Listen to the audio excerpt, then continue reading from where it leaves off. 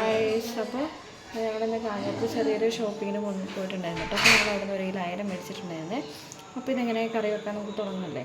പറയാം, കുറച്ച് ഇത് കൂടിയായിട്ടാണ് കേട്ടോ ഈ വീഡിയോയിൽ. അപ്പോൾ ഞങ്ങൾ മീൻ നന്നാക്കി കഴുകിയെടുത്ത് വെച്ചിട്ടുണ്ട്. അതിന് വേണ്ട ഇഞ്ചി വെളുത്തുള്ളി പേസ്റ്റ്, പച്ചമുളക്, തക്കാളി അടിച്ചത്, പൊടികൾ മഞ്ഞൾപ്പൊടിയുണ്ട്, മുളക് പൊടിയുണ്ട്, ഫിഷ് മസാല, പുളി വെള്ളത്തിലിട്ടിട്ടുണ്ട് കേട്ടോ.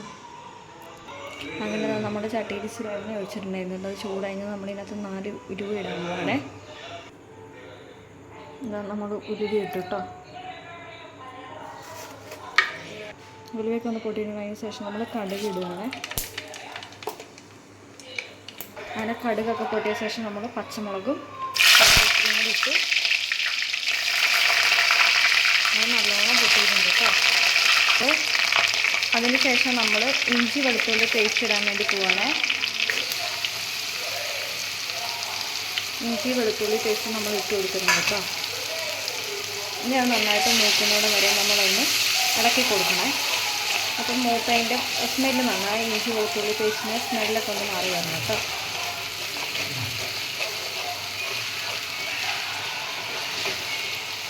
അങ്ങനെ അതിൻ്റെ പച്ചമുളകൊക്കെ ഒന്ന് മാറി വന്നിട്ടുണ്ട്. ഇനി നമ്മളിതിനകത്തേക്ക് അടിച്ച് വെച്ച തക്കാളി ഇടുകയാണ്. ഇതങ്ങനെ നമ്മൾ അടിച്ച് വെച്ച തക്കാളി ഒഴിച്ച് വെച്ചിട്ടുണ്ട് കേട്ടോ. ഇനി അത് നന്നായിട്ടൊന്ന് മിക്സ് ചെയ്തിട്ട് അതിൻ്റെ ഒരു പച്ചമുളക് ഒക്കെ ഒന്ന് മാറി വരണേ.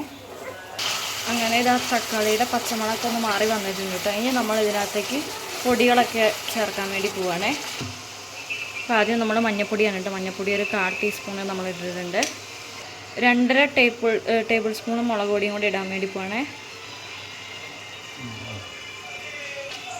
ഫിഷ് മസാല ഇതാണ് കേട്ടോ. അപ്പോൾ ഫിഷ് മസാല ഇത് നല്ലതാണ് കേട്ടോ. ഞങ്ങളത് ആദ്യം വാങ്ങില്ലായിരുന്നു, പിന്നെ വാങ്ങിച്ച് ഇവിടെ ഉണ്ടായിരുന്ന ഒന്ന് വാങ്ങിച്ചിട്ട് ഉപയോഗിച്ച് നോക്കിയാണ്. സംഭവം നല്ല ടേസ്റ്റാണ് കേട്ടോ.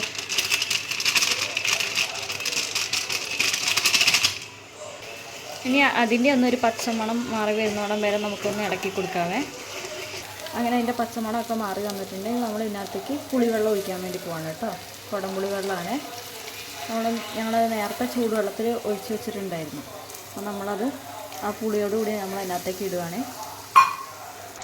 അങ്ങനെ നമ്മൾ പുളിവെള്ളമൊക്കെ ഒഴിച്ച് ഒന്ന് തിളച്ചിട്ടുണ്ട്. നമ്മളിനി അതിന് ആവശ്യത്തിനനുസരിച്ച് ഉപ്പ് ഇട്ട് കൊടുക്കുകയാണ് കേട്ടോ.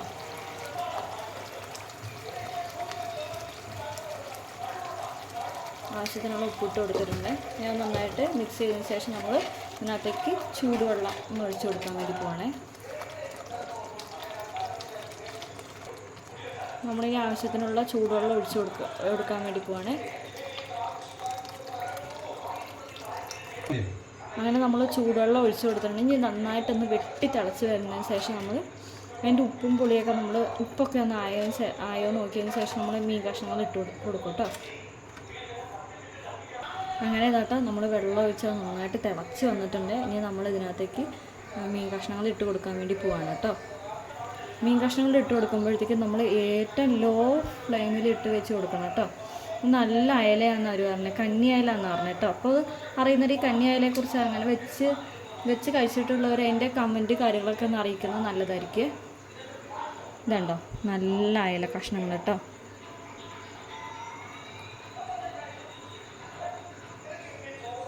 നമ്മൾ കഷ്ണങ്ങളൊക്കെ ഒന്ന് ഇട്ട് കൊടുക്കാൻ വേണ്ടി പോവാണേ. ഇട്ട് കൊടുത്തു.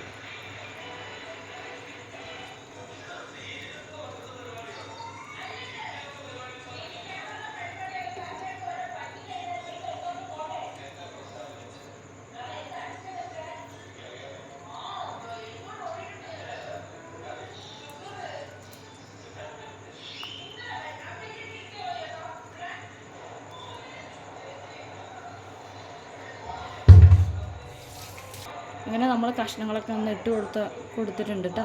ഇനി നമ്മൾ ഇതിൻ്റെ തീയുടെ ലെവലൊന്ന് നമ്മൾ ഇച്ചിരി കൂട്ടി വെക്കുക. ഒരുപാട് ഹൈ ലെവലാക്കി ലോ ലെവലിലാക്കി വെച്ചിട്ട് ഒരു മീഡിയം ലെവലിലാക്കി വെച്ച് നമ്മൾ കൊടുക്കാൻ വേണ്ടി പോവാണ്.